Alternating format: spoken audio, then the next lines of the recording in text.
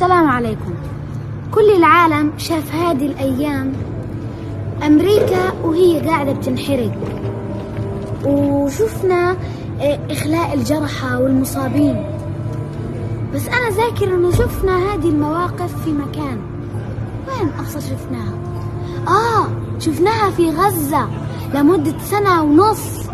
الناس قاعدين بموتوا وبنحرقوا، لكن وما كان ربك نسيا. الله عز وجل انتقم منهم.